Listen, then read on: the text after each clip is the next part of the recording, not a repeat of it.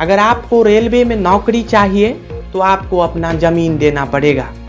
अगर आपको रेलवे में छोटी सी भी नौकरी चाहिए तो जमीन का एक छोटा सा टुकड़ा देना पड़ेगा। नमस्कार, मेरा नाम सानू झा है और आप न्यूट्रल जर्नलिज्म देखना शुरू कर चुके हैं।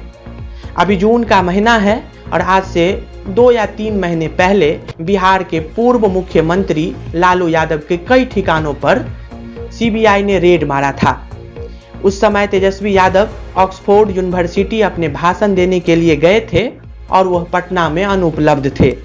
सीबीआई को पूर्ण रूप से सहयोग तेज प्रताप यादव करते हैं और अब गाज गिरती है सबसे ज्यादा लालू यादव के राजदार माने जाने वाले भोला यादव के ऊपर। अगर आप नेता के मलाई चाटने में साथ देते हैं तो अगर गाज उस पे गिरती है तो लाजमी बात है कि गाज आप पे भी गिरेगी। भोला यादव लालू यादव के सबसे चहेते और राजदार हैं।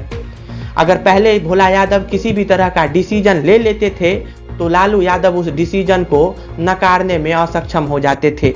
इवन आज तक भी आरजेडी का अगर बड़ा फैसला लिया जाता है उसमें भोला यादव का बहुत महत्वपूर्ण भूमिका होता है। इस बात का अंदाजा आप इस तरीके से लगा सकते हैं, आरजेडी में या फिर लालू यादव के परिवार में किसी को इतना हिम्मत नहीं है कि लोग भोला यादव को भोला यादव कहकर पुकारे।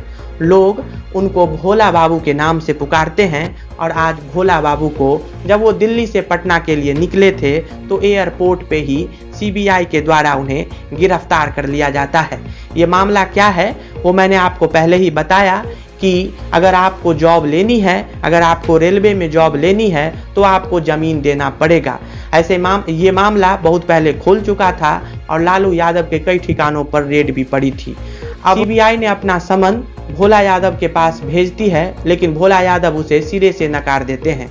उसके बाद धर दबोचती है सीबीआई, एयरपोर्ट से ही भोला यादव को उठा ले जाती है और अब उन पर कागजी कार्रवाई शुरू की गई है और उन्हें अदालत में भी पेश किया जाएगा।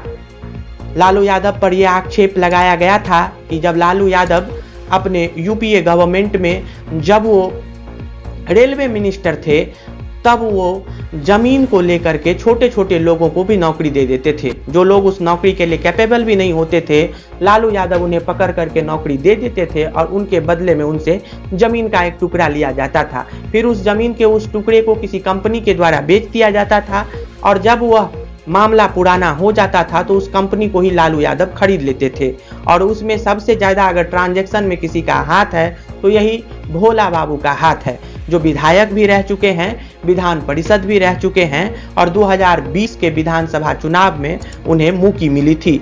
उसके बाद भोला यादव अभी भी एक अच्छे ओहदे पर आरजेडी में हैं और उस समय में भी भोला यादव लालू यादव के दाहिने हाथ माने जाते थे। हर एक डिसीजन में भोला यादव का बहुत अहम योगदान होता था। आज उसी डिसीजन ने उन पर ये गाज गिराई है। तत्काल के लिए दीजिए इजाजत। ऐसे ही वीडियोस के साथ, ऐसे ही न्यूज़ के साथ हम आप सभी को खबरदार करते रहेंगे। नमस्कार, धन्यवाद।